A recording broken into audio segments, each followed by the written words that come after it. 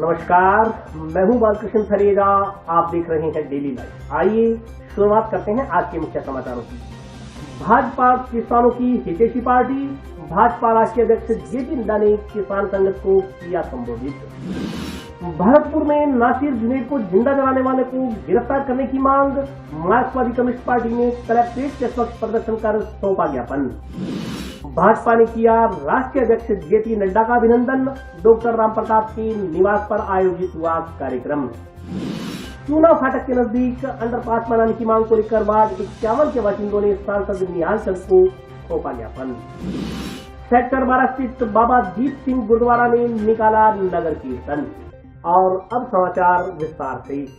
Bharatiya Janata party द्वारा junction स्थित जाट धर्मशाला में किसान संगत कार्यक्रम का आयोजन किया गया। किसान संगत कार्यक्रम को भारतीय जनता पार्टी के राष्ट्रीय अध्यक्ष जेपी नड्डा ने संबोधित किया।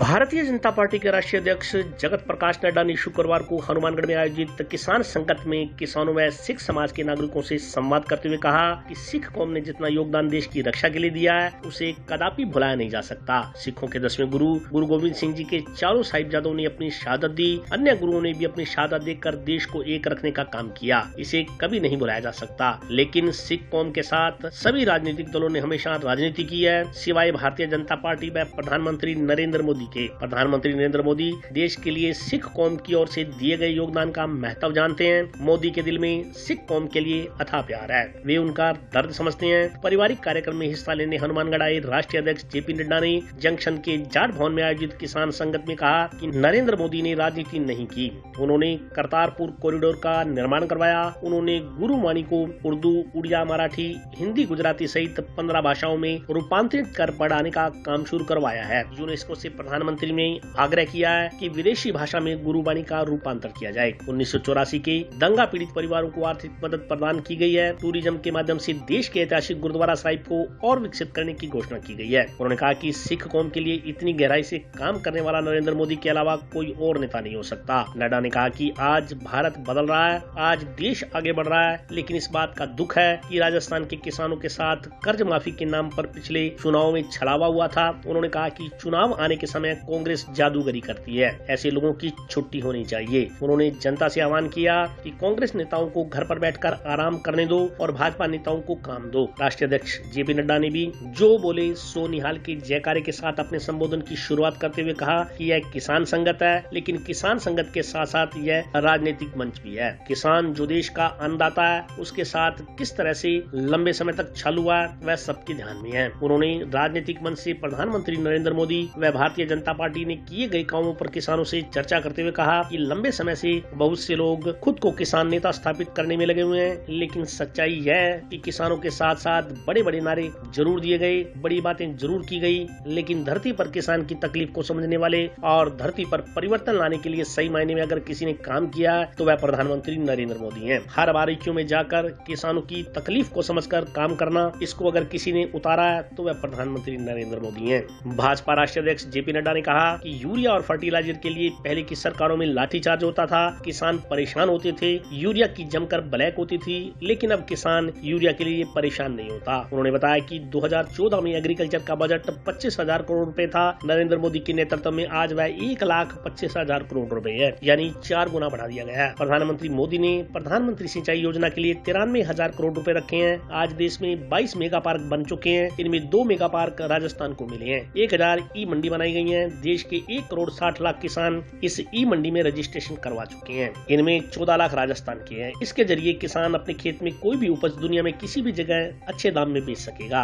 इस केंद्रीय बजट में एजुकेशन रिसर्च के लिए 1 करोड़ 25 लाख रुपए की व्यवस्था की गई है। नड्डा ने कहा कि आज मोदी के नेतृत्व में देश काफी आगे बढ़ गया है। अमेरिका, यूरोप सहित दुनिया के कई देशों की अर्थव्यवस्था मुसीबत में है, लेकिन भारत सबसे अधिक मजबूती से चल रहा है। आज हमारे देश की विकास दर 7.4% पर खड़ी है। जिन अंग्रेजों ने हम पर 200 साल तक राज किया, आज उसी ब्रिटेन को पछाड़कर भारत की अर्थव्यवस्था दुनिया में 10वें से 5वें नंबर पर आ गई है। आज 97% मोबाइल फोन का निर्माण भारत में हो रहा है। पहले अधिकतर मोबाइल फोन विदेश से आयात होते थे। भारत ने 100 देशों को कोरोना का इंजेक्शन का निर्यात किया है। इस दौरान भारतीय जनता पार्टी के प्रदेश अध्यक्ष डॉक्टर सतीश पूनिया, सह प्रभारी विद्या, भाजपा प्रदेश उपाध्यक्ष अजयपाल सिंह, उप नेता प्रतिपक्ष राजेंद्र सिंह राठौड़, सांसद निहाल चंद, भाजपा जिलाध्यक्ष बलबीर बिश्नोई, पूर्व मंत्री डॉक्टर राम प्रताप, गुरचंद सिंह, सिंह, सुरेंद्र पाल सिंह टीटी, संगरिया विधायक गुरदीप शापिनी, रायसेनीगर विधायक बलबीर लूथरा सहित अन्य लोगों ने भी अपना संबोधन दिया।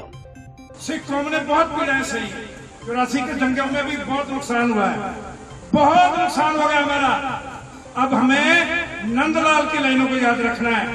नंदलाल जी ने कहा था, आगे समझ चलो नंदलाला, पीछे जो बीती सो बीती, भूल जाओ। अब हमारा एक ऐसा मजबूत देश का प्रधानमंत्री, उसका हाथ हमारी कौम के सिर ऊपर है।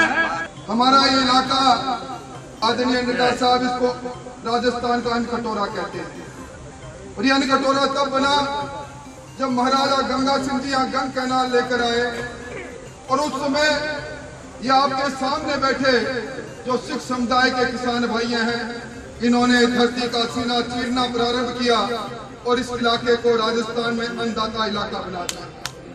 मैं कोई लंबी बात नहीं कहूंगा, पर मैं नड्डा साहब आपका हार्दिक आभार करना चाहूंगा।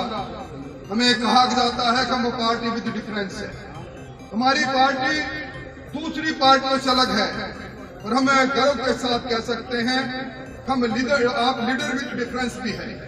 आज कांग्रेस के बड़े नेता कब छुट्टी मनाने किस देश में चले जाए मालूम नहीं, परंतु आप एक पारिवारिक कार्यक्रम में आए और उस कार्यक्रम के अंदर आपने आज यहाँ की संगत से मिलना तय किया, कार्यकर्ताओं से मिलना तय किया। इस बात को कार्यकर्ता के रूप में कोई भुला नहीं पाएगा। और मैं निवेदन करना चाहूंगा, अभी जिस बुड्ढा झोड़ ने की संगत ने आपका स्वागत किया है, ये हमारे यहाँ की ऐतिहासिक विरासत है। उस मनसा रगड़ का सर काटने वाले वो लोग सुक्खा सिंह मेहताब सिंह मुगलिया सल्तनत के समय में थे, जो आज बुड्ढा जोड़ की उसमें है। और नड्डा साहब आपको मालूम होगा, गलवान के अंदर पिछले दिनों जब चीन की सेना को पीछे हटा रहे थे, उस पीछे हटाने में चीन की सेना को लातों से मार मार कर उनके बॉर्डर तक पहुंचाने वाले सिख रेजिमेंट के बहुत से परिवार के लोग भी आए। इतिहास गवाह है और प्रकृति और पृथ्वी भी गवाह है कि जब एक किसान का पसीना धरती पर गिरता है तो ये धरती अन्नपूर्णा बनती है, और उसी किसान के घर में पैदा हुआ कोई जवान जब सीमा पर लड़ता तो इस भारत मां की आन बान शान की रक्षा होती है। मेरे सामने वो कौम बैठी है जिसने अपने परिश्रम से इस धरती को अन्नपूर्णा बनाया है। मेरे सामने वो कौम बैठी है जिस कौम के घर में सपूत पैदा हुए, महाराजा रणजीत सिंह से लेकर सरदार भगत सिंह तक, जिन्होंने जंगे आजादी में इस मातृभूमि के लिए अपना सर्वस्व उत्सर्ग कर दिया। मुगलों से संघर्ष हुआ, अंग्रेजों से संघर्ष हुआ, और उस संघर्ष में जिसने सबसे ज्यादा अगुवा होकर इस भारत मां की आन बान शान की रक्षा की, वो यही किसान कौम थी। नाम अलग हो सकता है, गोत्र अलग हो सकता है, कुल अलग हो सकता है, वंश अलग हो सकता है, लेकिन इस भारत माता के लिए किसी भी मोर्चे पर जब खड़ा होना होता है तो सब लोग एक सारे भेद भुलाकर एक साथ खड़े होते हैं। कश्मीर से कन्याकुमारी तक और कच्छ से कामरूप तक हिंदुस्तान के नक्शे को सुंदर बनाने वाली कोई कौम है तो किसान कौम है। उसका प्रांत अलग हो सकता है, भाषा अलग हो सकती है, वेश अलग हो सकता है, खान पान अलग हो सकती है, लेकिन दुनिया में इतिहास गवाह है कि भारत की सुंदरता उसकी विविधता में, विशेषता में। और इसलिए आदरणीय नड्डा साहब ने एक अभियान शुरू किया, एक भारत और श्रेष्ठ भारत।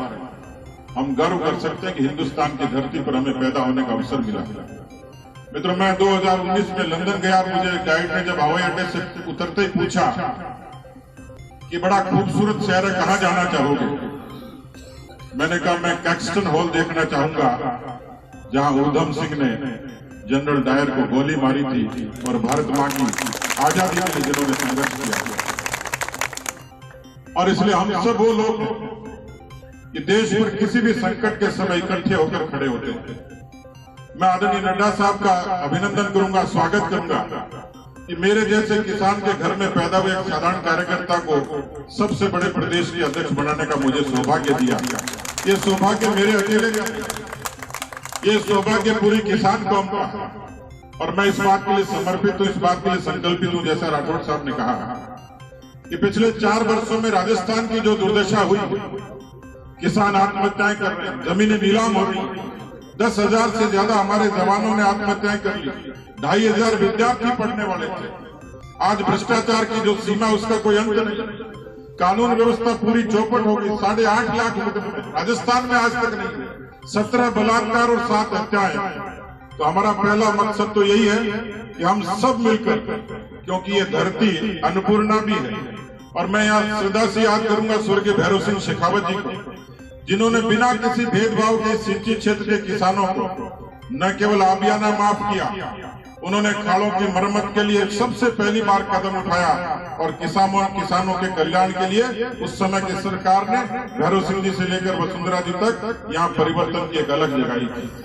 मैं एक ही बात कहना चाहूंगा मित्रों, यह किसान संगत है, लेकिन किसान संगत के साथ साथ यह राजनीतिक मंच है, और किसान जो देश का अन्नदाता है, उसके साथ किस तरीके से लंबे समय तक छल हुआ है वह भी हम सबको जानते हैं। हमारे प्रधानमंत्री मोदी जी के द्वारा भारतीय जनता पार्टी ने जिन कामों को किया है वह मैं जरूर किसान भाइयों से चर्चा करना चाहूंगा। सबसे पहली बात तो मैं ये बताना चाहूंगा कि लंबे समय तक बहुत से लोग अपने आप को किसान नेता स्थापित करने लगे, और उन्होंने हमेशा किसान की बात की और अपने आप को स्वयंभू किसान नेता कहलाने के लिए भी आते हैं। लेकिन सच्चाई यह है कि किसानों के साथ बड़े बड़े नारे जरूर दिए गए, बड़ी बड़ी बातें जरूर की गई, लेकिन किसान की धरती पर तकलीफ को समझने वाले और धरती पर परिवर्तन लाने वाले सही मायने में किसी ने काम किया तो वह हमारे प्रधानमंत्री नरेंद्र मोदी जी ने किया। ये मैं गौरव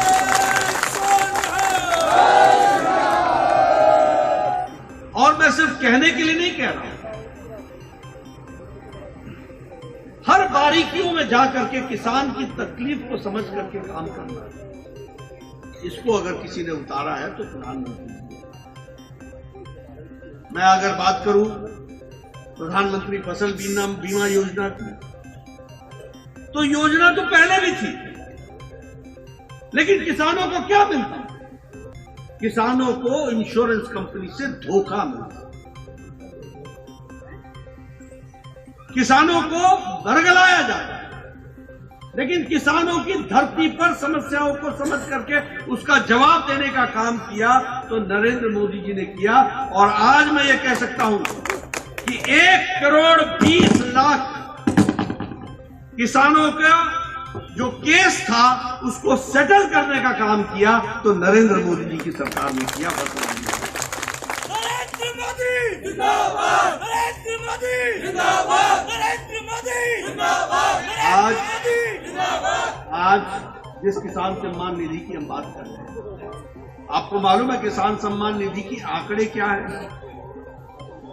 किसान सम्मान निधि में 11 करोड़ 78 लाख किसान जुड़े हैं, 11 करोड़ 78 लाख, और उसमें से 77 लाख किसान हमारे राजस्थान के हैं, गंगानगर के हैं, हमारे हनुमानगढ़ के। ये सॉइल हेल्थ कार्ड आपकी मिट्टी क्या उपज कर सकती है और क्या उपज करना चाहिए, ये सॉइल हेल्थ कार्ड देश में 93% मिट्टी की जांच की जा चुकी है, यह भी हमको ध्यान रखना। इसलिए अगर मैं बात करूं प्रधानमंत्री हमारे सॉइल हेल्थ कार्ड की, तो 93% लोगों को उनके जमीन का जो सॉइल का हेल्थ है उसका उनको पूरी की पूरी रिपोर्ट मिल चुकी। आप बताइए फर्टिलाइजर ब्लैक होता था कि नहीं होता था, और किसान परेशान होता था कि नहीं होता था? यूरिया आया आता पीछे था, जाता पहले। मार्केट में आता ही नहीं था, लाठी चार्ज होती थी सरकार और बोलती थी 1 बोरी ले जाओ, 2 बोरी ले जाओ, 10 बोरी ले जाओ, जैसे एहसान कर रही है। प्रधानमंत्री मोदी जी ने यूरिया के लिए कोई और जगह इस्तेमाल न हो, ब्लैक न हो, नीम कोटेड यूरिया कर दिया। अब कोई ब्लैक नहीं होता, किसान को यूरिया समय पर मिलता है। इस बात को भी हमको ध्यान रखना चाहिए। और इसी तरीके से मैं आप सबसे निवेदन करूंगा, और खास करके हनुमानगढ़ के किसानों को, 1 लाख करोड़ रुपए इंफ्रास्ट्रक्चर के लिए प्रधानमंत्री जी ने रखा है। हमारे फार्मर्स प्रोड्यूसर्स ऑर्गेनाइजेशन FPO, इसको बना करके आप अपने यहाँ कोल्ड स्टोरेज बनाइए, आप अपने यहाँ सब्जी मंडी की कोई व्यवस्था को अच्छा कीजिए, आप उसको नाम से जोड़िए, इलेक्ट्रॉनिक नेशनल एग्रीकल्चरल मार्केट से उसको जोड़िए, और उसके साथ साथ आप इंफ्रास्ट्रक्चर के लिए आप खर्च करने के लिए 1 लाख करोड़ रुपए प्रधानमंत्री ने रखा। और मैं चाहूंगा कि गंगानगर, हनुमानगढ़ में कोई भी FPO बिना किसी आर्थिक मदद के न रहे, इसके लिए आपको FPO से अपने आप को जोड़कर। मैं यहां ये भी बताना चाहूंगा, 2014 में एग्रीकल्चर का बजट 25,000 करोड़ था, 25,000 करोड़। आज एग्रीकल्चर का बजट मोदी जी के नेतृत्व में 1,25,000 करोड़ है, 4 गुना बढ़ा है। ये 4 गुना बढ़ा है। मैं दूसरी बात चाहता हूं, हमारे सिख भाइयों ने, हमारे गुरुओं ने जितना देश के लिए, रक्षा के लिए योगदान किया है, वो कदापि देश नहीं भुला सकता है। इस बात को भी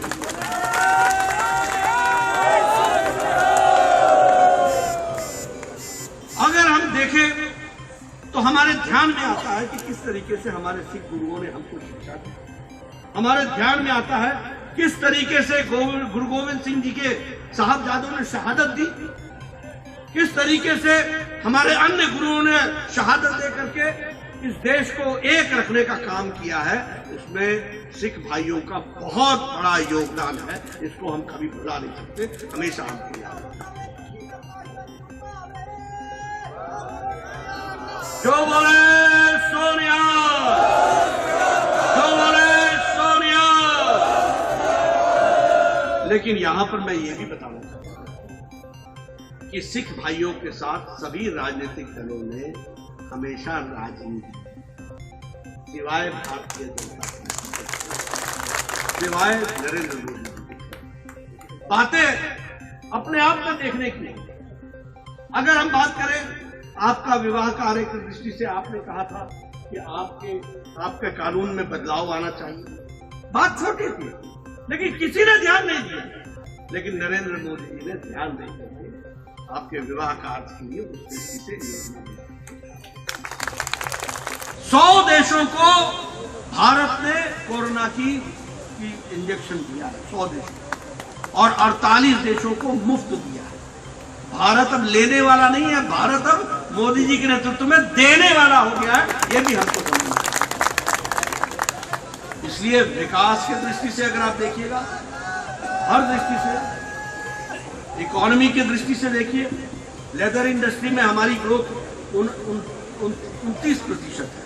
अगर कॉफी एक्सपोर्ट में हमारी ग्रोथ 36% है, इलेक्ट्रॉनिक में 54% है, केमिकल में 106% हमारी ग्रोथ है। इस तरीके से हम आगे बढ़े। और उसी तरीके से मुझे खुशी है आपके साथ शेयर करते हुए कि राजस्थान में रेलवे बजट पूरे देश का 9 गुना बढ़ा है, और राजस्थान में भी एक समय में रेल का बजट 682 करोड़ था, और इस साल आपका रेल का बजट 9,532 करोड़। ये विकास की दृष्टि है। लेकिन एक बात बताना चाहता हूं कि आज भारत बदल गया है, आज देश आगे बढ़ रहा है, और राजस्थान को भी आगे बढ़ना है। मुझे दुख है जब मैं यहाँ किसान संगठन में बात कर रहा हूं तो आपको छल के साथ आपको कहा गया कि, क्या कहा गया था कि 1 2 3 4 गिनूंगा और आपका कर्जा। आप कहां गए हो, क्या हुआ, कैसा हुआ? मित्रों, ये छल करने का काम, एक तरफ मोदी जी है जो 2,20,000 करोड़ रुपए किसान के खाते में पहुंचाया है, 11 करोड़ 75 लाख रुपए, और एक तरफ ये लोग हैं जो चुनाव आता नहीं है, ये करेंगे, वो करेंगे, वो करेंगे, जादूगिरी करते हैं। ऐसे लोगों को छुट्टी करनी है कि नहीं? ऐसे लोगों की छुट्टी करनी है कि नहीं करनी है? ऐसे लोगों की छुट्टी करनी है कि नहीं? इनको घर पे बैठाओ और इनको आराम दो और इनको काम दो। इस काम के लिए आप लग जाओ। इस बात भरतपुर में नासिर और जुनैद नामक 2 युवकों को जिंदा जलाने के आरोपियों को गिरफ्तार करने की मांग को लेकर मार्क्सवादी कम्युनिस्ट पार्टी कार्यकर्ताओं ने कलेक्ट्रेट के समक्ष प्रदर्शन कर ज्ञापन सौंपा। हमारा भाईचारा जिंदाबाद, जिंदाबाद, जिंदाबाद। हमारा भाईचारा जिंदाबाद, जिंदाबाद, जिंदाबाद। भारत माँ के 4 सिपाही, हिंदू, मुस्लिम, सिख, ईसाई।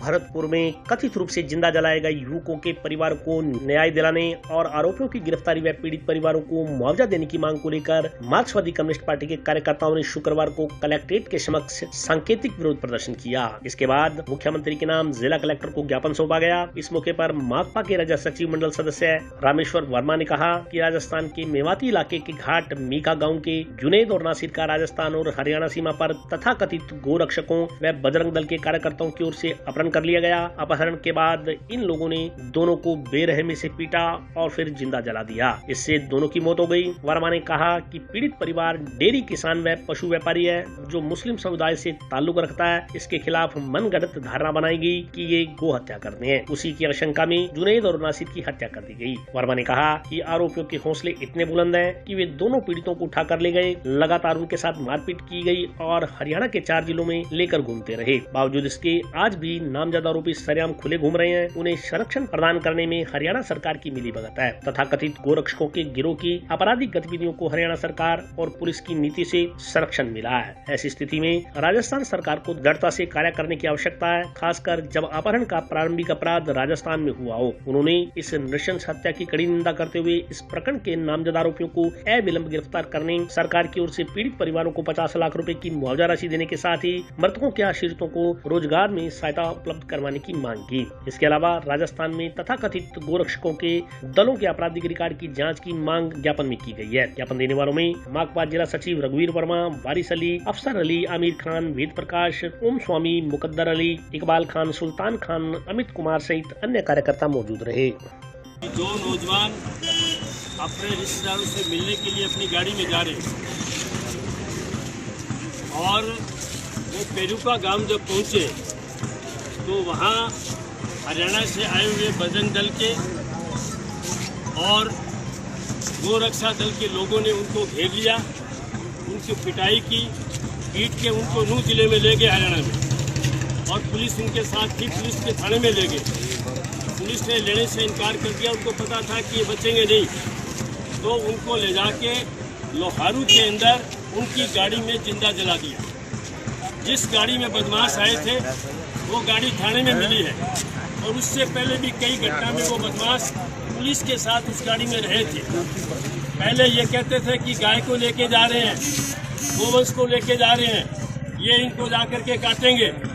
इस घटना में तो कुछ नहीं था, सिर्फ और सिर्फ वोटों की राजनीति, देश में सांप्रदायिक उन्माद फैलाने के लिए, हिंदू और मुस्लिम की दूरी को बढ़ाने के लिए ये जो तथाकथित गोरक्षक दल बना रखे हैं हरियाणा की सरकार ने। आज भारतीय कम्युनिस्ट पार्टी हनुमानगढ़ ने ज्ञापन दिया है मुख्यमंत्री महोदय के नाम, और जो भरतपुर के अंदर जो गो रक्षक दल के नाम पर जो गिरोह काम कर रहा है, जिनके इन्होंने नासिर व जुनैद को जिंदा जलाया था, उनके जो अपराधी आज सरेआम खुलेआम घूम रहे हैं। अभी एक ही गिरफ्तार हुआ है, 13 लोग अभी बाहर है। तो हमारी मांग है कि अपराधियों को जल्द से जल्द गिरफ्तार किया जाए।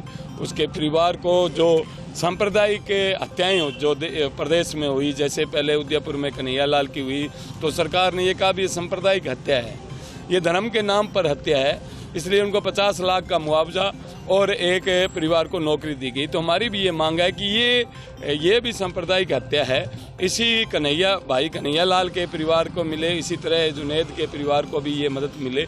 इस बात को लेकर हमने ज्ञापन दिया है। इसके साथ साथ हमने एक मांग और उठाई है कि पूरे प्रदेश के अंदर भी जो गौ रक्षा के नाम पर तथाकथित गिरोह बना रखे हैं, गौशाला संचालित करते हैं उनका एक संगठन होता है, उसमें नाम होते हैं, उनका रजिस्ट्रेशन होता है, वो समझ में आता है जो गौशालाएं चला रहे हैं। ये जो बाज़ार में या रात के चौराहे पर खड़े रह कर वसूली जो कर रहे हैं, ऐसे लोगों को चिन्हित करना चाहिए और प्रदेश में सभी जगह और हमारे भी यहाँ होना चाहिए कि ये कौन लोग हैं। अगर गौशालाओं के लोग हैं तो समझ में आती है बात, अगर ये गौशालाओं से संबंधित नहीं है तो ये लोग सिर्फ वसूली करने का काम करते हैं और जातीय धर्म के नाम पर उन्माद करते हैं। ऐसे लोगों पर कार्रवाई होनी चाहिए, क्योंकि चुनाव का समय इस तरह का माहौल खराब नहीं होना चाहिए। भारतीय जनता पार्टी द्वारा जंक्शन स्थित डॉक्टर रामप्रताप के निवास पर राष्ट्रीय अध्यक्ष जेपी नड्डा का अभिनंदन किया गया। भारतीय जनता पार्टी के राष्ट्रीय अध्यक्ष जगत प्रकाश नड्डा ने जिला मुख्यालय पर स्थित पूर्व मंत्री डॉक्टर रामप्रताप के निवास पर आयोजित सम्मान समारोह में शिरकत की। किसान संगत में शामिल होने के बाद जाट भवन से कुछ ही दूरी पर स्थित पूर्व मंत्री डॉक्टर रामप्रताप के निवास पर पहुंचे। यहाँ पूर्व मंत्री डॉक्टर रामप्रताप व उनके सुपुत्र अमित साहू के नेतृत्व में भाजपा कार्यकर्ताओं की ओर से जेपी नड्डा का स्वागत किया गया। इस दौरान भाजपा प्रदेशाध्यक्ष डॉक्टर सतीश पूनिया, नगर परिषद की पूर्व सभापति राजकुमारी सारिया सहित पार्टी के अन्य नेता पदाधिकारी मौजूद रहे। इस दौरान उपस्थित भाजपा कार्यकर्ताओं को संबोधित करते हुए राष्ट्रीय अध्यक्ष जेपी नड्डा ने भाजपा कार्यकर्ताओं से आगामी चुनाव में जुटने का आह्वान किया। उन्होंने कहा कि कार्यकर्ता केंद्र सरकार द्वारा आमजन के हित में लागू की गई नीतियों को जन जन तक पहुंचाने का काम करें। कार्यक्रम में पूर्व मंत्री डॉक्टर रामप्रताप ने भी अपने विचार रखे। आप सब लोग इतनी गर्मी में, इतने धूप में यहाँ एकत्र आए, ये जो आपका मैं जोश देख रहा हूँ, और मैं जब कार्यक्रम में जा रहा था तभी ये पूरा भर गया था, और जब मैं लौट के आया हूँ तो मैं देख रहा हूँ कि और ज्यादा संख्या में लोग एकत्र आए। ये जो आपका प्यार मुझे मिला है और पार्टी के प्रति जो आप लोगों का प्यार है, इसके लिए मैं आप सबको बहुत बहुत धन्यवाद देता हूँ। और साथ ही साथ इस प्यार को संजोकर उसमें से ताकत और ऊर्जा लेकर पार्टी के काम को और अच्छे से करूं, यह आप सबसे प्रार्थना करता हूं कि आप मुझे जरूर ईश्वर से प्रार्थना करें, ताकि हम सब लोग मिलकर के पार्टी को यहाँ आया हूं। हमारे सभी लोगों ने जिस तरीके से इस कार्यक्रम को एक रूप दिया है और जिस तरीके से भाई साहब ने हमारे इस कार्यक्रम में पूरा आयोजित किया है, उसके लिए मैं डॉक्टर साहब को अपनी तरफ से बहुत बहुत धन्यवाद। आपने जिस तरीके से पार्टी की सेवा की, जिस तरीके से आपका योगदान रहा है, पार्टी हमेशा उसको याद रखेगी। और आप हमारे हजारों कार्यकर्ताओं के लिए प्रेरणा स्रोत है। आपसे प्रेरणा लेकर के हम सब लोग काम में जुटते हैं, और आगे आने वाले समय में आपसे मैं ये निवेदन भी करने आया हूँ कि भारतीय जनता पार्टी मोदी जी के नेतृत्व में तीव्र गति से समाज और देश की सेवा में जुटी हुई है और देश की तस्वीर बदलने में अपना योगदान। खाली एक जिसे कहते हैं कि राजस्थान में थोड़ा हमारी तपस्या अधूरी रह गई है, उसको पूरा करेंगे कि नहीं करेंगे? करेंगे कि नहीं करेंगे? मैं पीछे से सुनना चाहता हूं, करेंगे कि नहीं करेंगे? मैं इधर से भी सुनना चाहता हूं। मित्रों, यह समय की आवश्यकता है।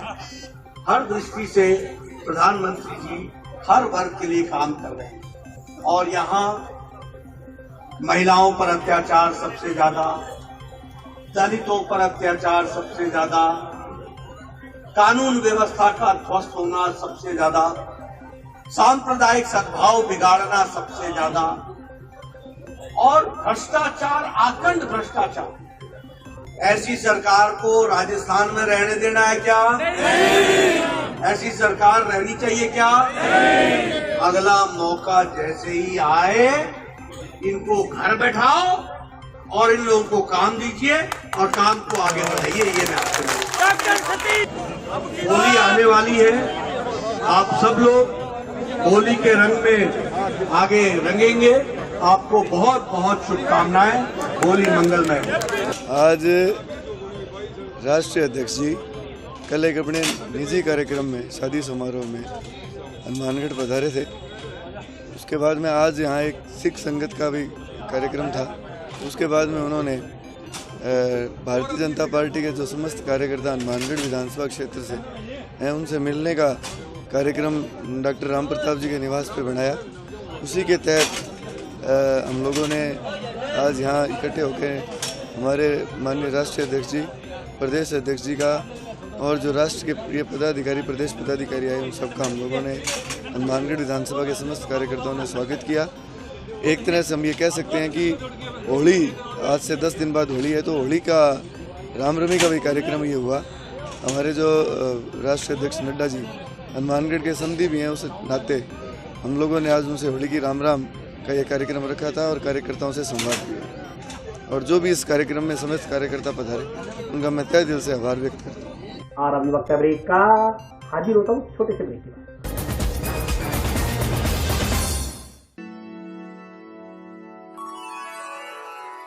यूं तो कई बार मुझे हंसते देखा है,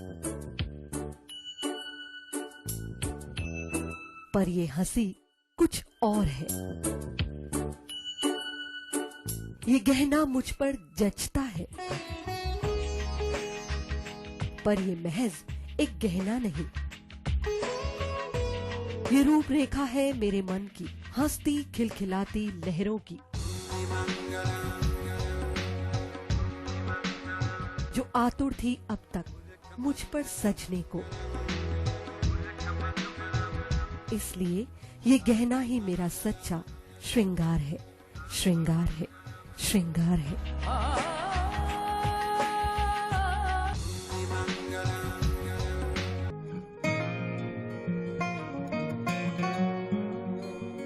बेटा सतीश, देख बेटा, बिजली का बिल आया है। कोई छूट भी मिली है क्या? बजट में तो मुख्यमंत्री जी छूट देने के लिए बोल रहे थे। अरे हाँ माँ, इसमें तो 750 रुपए कम करके आए हैं। अरे वाह, धन्यवाद मुख्यमंत्री जी। सिर्फ आपको ही नहीं, प्रदेश में ये छूट किसी न किसी रूप में सभी को मिल रही है। 100 यूनिट तक बिजली उपभोग करने वाले उपभोक्ताओं को 50 यूनिट भुगतान तक की छूट, 150 यूनिट तक वाले उपभोक्ताओं को 3 रुपए प्रति यूनिट और 150 से 300 यूनिट तक उपभोग करने वाले उपभोक्ताओं को 2 रुपए प्रति यूनिट की छूट दी जा रही है। याद रहे, बिजली की बचत ही बिजली का उत्पादन है। ब्रेक के बाद स्वागत है। आइए नजर डालते हैं अगले समाचारों पर। चूना फाटक के नजदीक अंडरपास बनाए जाने की मांग को लेकर वार्ड 51 के बाशिंदों ने सांसद निहाल चंद को ज्ञापन सौंपा। जंक्शन शहर के चूना फाटक के बंद होने के पश्चात सेक्टर 6 से बाजार जाने के लिए वैकल्पिक व्यवस्था के लिए अंडरपास बनाने की मांग को लेकर शुक्रवार को वार्ड नंबर 51 के बाशिंदों ने सांसद निहाल चंद को ज्ञापन सौंपा। प्रतिनिधिमंडल में शामिल पार्षद सुरेश धमीजा ने बताया कि हनुमानगढ़ से बठिंडा रेल मार्ग पर चूना फाटक के नजदीक सुरेशिया सेक्टर नंबर 6 पिछले लगभग 35 साल से चल रहा है। सुनने में आया कि कुछ दिनों के पश्चात चूना फाटक के पास वॉशिंग लाइन का निर्माण कार्य शुरू हो रहा है। इस कारण रेलवे चूना फाटक को शीघ्र ही बंद करने की सोच रहा है। यहाँ पर रेलवे की ओर से दीवार निकाली जाएगी और सेक्टर 6 से बाजार जाने का वह रास्ता पूर्णतः बंद हो जाएगा। धमीजा ने बताया कि सेक्टर नंबर 6 सुरेशिया, जिसकी आबादी लगभग 20,000 से अधिक है, इसको बाजार एवं टाउन जाने के लिए एकमात्र रास्ता चूना फाटक ही है। इसके बंद होने के कारण लोगों को आने जाने के लिए भारी समस्या उत्पन्न होगी। सैकड़ों लोग जो चूना फाटक के नजदीक अपना रोजगार चला रहे हैं, वे भी प्रभावित होंगे। इस समस्या के समाधान के लिए यदि चूना फाटक के स्थान पर अंडरब्रिज बना दिया जाए तो आवागमन में होने वाली समस्याओं का समाधान हो सकता है। वैसे भी शहर में जितने भी रेलवे फाटक बंद हुए हैं, वहाँ पर अंडरपास बनाए गए हैं। इसलिए लोगों की मांग पर चूना फाटक पर भी अंडरपास बनाया जाए। धमीजा ने बताया कि जिले के जनप्रतिनिधि होने के नाते सांसद ने जिस तरह से वॉशिंग लाइन मंजूर करवाई है, उसी तरह चूना फाटक पर या नजदीक में अंडरपास मंजूर करवाया जाए। आज हम माननीय सांसद महोदय निहाल चंद जी से मिले। विषय हमारा था कि जो ये चूना फाटक है, तो विषय में सुनने में यह आ रहा है कि वॉशिंग लाइन जिसका निर्माण कार्य जल्दी शुरू होने वाला है, उसके बाद इस फाटक को यहाँ से बंद कर दिया जाएगा। तो हम चाहते हैं जिस तरह से आपने गांधीनगर अंडरपास बनाया या जितने भी फाटक जो बंद हुए हैं वो अंडरपास की व्यवस्था की गई है, और उसी प्रकार यहाँ भी एक अंडरपास बनाया जाए, क्योंकि 20-30 हज़ार की आबादी जो है वो लगभग सेक्टर 6 और सारे सुरक्षा में रहती है। तो उनके लिए एकमात्र बाजार या टाउन जाने का या हॉस्पिटल जाने का यही एकमात्र रास्ता था। और ये बंद हो जाता है तो वो इस क्षेत्र के लोगों के साथ एक भेदभाव होगा, हमारा तो ये मानना है।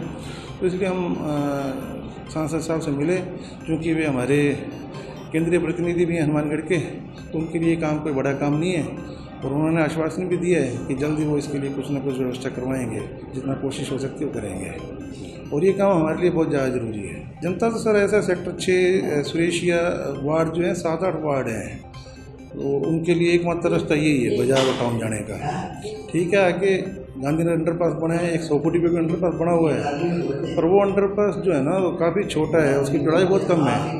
और मैं तो ये मानता हूँ कोई अगर उसमें चला जाता है तो आगे निकल पाएगा नहीं निकल पाएगा, ये भी एक दिक्कत है। गनीमत है अगर वो निकल पाता है, तो वो बिल्कुल सही नहीं बना हुआ। और हम चाहेंगे कि ये जो बने, और मतलब भविष्य में बहुत ज़्यादा जरूरी है हमारे लिए, बस मैं यही बार बार कहूँगा। सेक्टर 12 स्थित गुरुद्वारा बाबा दीप सिंह द्वारा जंक्शन में नगर कीर्तन निकाला गया। जंक्शन के वार्ड नंबर 10 सेक्टर 12 स्थित गुरुद्वारा शहीद बाबा दीप सिंह जी में हर साल की भांति इस बार भी सालाना शहीदी समागम मनाया जा रहा है। सालाना शहीदी समागम के तहत शुक्रवार को शहर में नगर कीर्तन निकाला गया। नगर कीर्तन की शुरुआत गुरुद्वारा साहिब से पंज प्यारों की अगुवाई में सरबत के भले की अरदास के साथ हुई। इसके बाद नगर कीर्तन में सहयोग करने वालों को गुरुद्वारा प्रबंधकों द्वारा सरोपा देकर सम्मानित किया गया। नगर कीर्तन गुरुद्वारा साहिब से शुरू होकर शहर के मुख्य मार्गों से होते हुए वापस गुरुद्वारा साहिब पहुंचकर संपन्न हुआ। श्रद्धालुओं ने नगर कीर्तन का जगह जगह पुष्प वर्षा कर स्वागत किया। रास्ते में भंडारे लगाकर श्रद्धालुओं में प्रसाद का वितरण किया गया। गुरुद्वारा पदाधिकारियों ने बताया कि 26 फरवरी को सुबह 10 बजे से मुख्य सालाना शहीदी समागम गुरुद्वारा साहिब में होगा। समागम में गुरप्रीत सिंह श्री गंगानगर वाले, बलविंदर सिंह मिलापी, कवि श्री जत्था गुरु की वाणी से श्रद्धालुओं को निहाल करेंगे। ਗੁਰਦੁਆਰਾ ਸ਼ਹੀਦ ਬਾਬਾ ਦੀਪ ਸਿੰਘ ਜੀ ਹਨੂਮਾਨਗੜ੍ਹ ਜੰਕਸ਼ਨ ਵਿਖੇ ਅੱਜ ਸਾਲਾਨਾ ਸ਼ਹੀਦੀ ਸਮਾਗਮ ਨੂੰ ਮੁੱਖ ਰੱਖਦਿਆਂ ਹੋਇਆਂ ਨਗਰ ਕੀਰਤਨ ਦੀ ਸੇਵਾ ਨਗਰ ਕੀਰਤਨ ਨਿਕਾਲਿਆ ਗਿਆ, ਜਿਸ ਵਿੱਚ ਪੰਥ ਪ੍ਰਸਿੱਧ ਕੀਰਤਨੀ ਰਾਗੀ ਢਾਡੀ ਜਥਿਆਂ ਨੇ ਸੰਗਤ ਦੀ ਹਾਜ਼ਰੀ ਭਰੀ। ਭਾਈ ਇੰਦਰ ਸਿੰਘ ਜੀ ਔਰ ਗੁਰਦੁਆਰਾ ਸੁੱਖਾ ਸਿੰਘ ਮਹਿਤਾਬ ਸਿੰਘ ਕਾਰ ਸੇਵਾ ਵਾਲਿਆਂ ਤੋਂ ਉਹਨਾਂ ਨੇ ਨਗਰ ਕੀਰਤਨ ਦੀ ਰਵਾਨਗੀ ਦਿੱਤੀ। ਭਾਈ ਅੱਜ ਸੰਗਤ ਦਾ ਪਿਆਰ ਦੇਖਦੇ ਹੀ ਬਣਦਾ, ਉਤਸ਼ਾਹ ਦਾ ਬਣਦਾ ਹੈ। 26 ਤਰੀਕ ਨੂੰ ਜੋ ਆਪਣੇ ਮੇਨ ਸਮਾਗਮ ਹਨ ਉਸ ਵਿੱਚ ਵੀ ਬੇਨਤੀ ਕਰਦੇ ਕਿ ਸਾਰੀ ਸਮੂਹ ਸਾਧ ਸੰਗਤ ਪਹੁੰਚੋ। ਅੱਜ ਦਾ ਜੋ ਨਗਰ ਕੀਰਤਨ ਹੈ ਉਹ ਸੈਕਟਰ ਨੰਬਰ 12 ਤੋਂ ਬਾਅਦ ਅੰਬੇਡਕਰ ਚੌਂਕ, ਸ਼ਿਵ ਮੰਦਰ ਰੋਡ, ਇਸ ਤੋਂ ਬਾਅਦ ਜੋੜਕਿਆਂ ਵਿਖੇ ਲੰਗਰ ਹੋਏਗਾ। ਉਸ ਤੋਂ ਬਾਅਦ ਨਈ ਖੁੰਝਾ ਹਾਊਸਿੰਗ ਬੋਰਡ ਤੋਂ 6:30 ਵਜੇ ਗੁਰਦੁਆਰਾ ਸਾਹਿਬ ਵਿਖੇ ਸਮਾਪਤੀ ਹੋਗੀ ਜੀ। ਸਾਰੀ ਆਈ ਹੋਈ ਸੰਗਤ ਦਾ ਧੰਨਵਾਦ। 26 ਤਰੀਕ ਨੂੰ ਗੁਰਦੁਆਰਾ ਸਾਹਿਬ ਵਿਖੇ ਸਾਲਾਨਾ ਸ਼ਹੀਦੀ ਸਮਾਗਮ ਮਨਾਏ ਜਾਣਗੇ, ਜਿਸ ਵਿੱਚ ਭਾਈ ਗੁਰਪ੍ਰੀਤ ਸਿੰਘ ਜੀ ਖਾਲਸਾ ਗੰਗਾਨਗਰ ਵਾਲੇ, ਭਾਈ ਜਵਾਲਾ ਸਿੰਘ ਜੀ, ਭਾਈ ਬਲਵਿੰਦਰ ਸਿੰਘ ਜੀ ਮਿਲਾਪੀ ਦਾ ਰਾਗੀ ਢੱਡੀ ਜੱਥਾ ਔਰ ਕੀਰਤਨੀਆ ਜੱਥਿਆਂ ਵੱਲੋਂ ਸੰਗਤਾਂ ਨੂੰ ਕਥਾ ਕੀਰਤਨ ਦੌਰਾਨ ਨਿਹਾਲ ਕੀਤਾ ਜਾਊਗਾ। 27 ਜਨਵਰੀ ਤੋਂ ਲੈ ਕੇ 26 ਫਰਵਰੀ ਤੱਕ ਅਖੰਡ ਪਾਠ ਸਾਹਿਬ ਦੀ ਲੜੀ ਚੱਲ ਰਹੀ ਹੈ, ਜਿਸ ਵਿੱਚ ਰੋਜ਼ਾਨਾ सवेरे और शाम गुरु का लंगर अटूट 1 महीने तो बरताया जा रहा है। भाई सारी समूह साध संगत का धन्यवाद। 5 मार्च को जयपुर में आयोजित होने वाले जाट महाकुंभ को लेकर जंक्शन में पोस्टर का विमोचन किया गया। 5 मार्च को जयपुर में आयोजित होने वाले जाट महाकुंभ के लिए जाट समाज द्वारा जोरों शोरों से तैयारियां जारी हैं। इस संदर्भ में टीमें बनाकर पूरे प्रदेश में जाट समुदाय के लोगों से संपर्क कर उन्हें 5 मार्च को जयपुर पहुंचने का आह्वान किया जा रहा है। इसी क्रम में विभिन्न स्थानों पर पोस्टर आदि के विमोचन भी किए जा रहे हैं। इसी क्रम में आज जंक्शन स्थित डॉक्टर राम प्रताप के निवास पर एक पोस्टर का विमोचन किया गया। पोस्टर का विमोचन भारतीय जनता पार्टी के प्रदेश अध्यक्ष सतीश पूनिया तथा पूर्व मंत्री डॉक्टर राम प्रताप के कर कमलों द्वारा किया गया। पोस्टर में जाट समुदाय के लोगों को अधिकाधिक संख्या में 5 मार्च को जयपुर पहुंचने का आह्वान किया गया है। पोस्टर विमोचन के समय जाट समाज के अनेक प्रतिनिधि मौजूद रहे। आज हमारे जो 5 मार्च को जाट महाकुंभ होने जा रहा है, हम इसी के संदर्भ में यहाँ पे आए हैं और आदरणीय सतीश जी पूनिया से मिले हैं और यहाँ पोस्टर विमोचन किया जो 5 तारीख को हमारे उपराष्ट्रपति जगदीप जी धनखड़ आ रहे हैं। उसी क्रम में हम लोग उनसे मिलकर और पोस्टर विमोचन किया है और लोगों से संपर्क कर रहे हैं ताकि ज़्यादा से ज़्यादा लोग वहाँ पर पहुँचे। हमारे समाज का कार्यक्रम है, ये बहुत साल टाइम बाद हो रहा है। हमें अपने जाट समाज को आगे ले जाने के लिए हम उन लोगों का सहयोग हमें चाहिए और मुझे बहुत ही खुशी है कि पूरे हनुमानगढ़ ज़िले और गंगानगर ज़िले में घूम के इस तरह का और सब लोग मेरा सहयोग कर रहे हैं। इसलिए मैं सब लोगों का धन्यवाद करती हूँ और ये भी रिक्वेस्ट करती हूँ कि आप 5 तारीख को जाट महाकुंभ में ज़्यादा से ज़्यादा लोग इकट्ठा हुए और वहाँ पधारें और अपने समाज का कार्यभार देखें और आगे समाज कैसे बढ़े उसमें हमें सहयोग करें। हम अभी सतीश जी पूनिया से मिले हैं, वसुंधरा जी से भी हमारे आदरणीय राजाराम जी मिल साहब मिले हैं और जो भी किसी भी पार्टी का हो चाहे हमें उससे फर्क नहीं पड़ता भी हमें सिर्फ हमारे जाट समाज से है, हमारे जाट समाज के चाहे किसी भी पद पे हो, चाहे कोई भी ऑफिसर हो या फिर किसी भी पार्टी का हो, हमें उन सबको लेके एक मंच पे इकट्ठा करना है। ये हमारी पहल और हम जरूर कामयाब होंगे जी। और आज के लिए बस इतना ही, कल फिर हाजिर होता हूँ नए समाचारों के साथ, तब तक के लिए नमस्कार।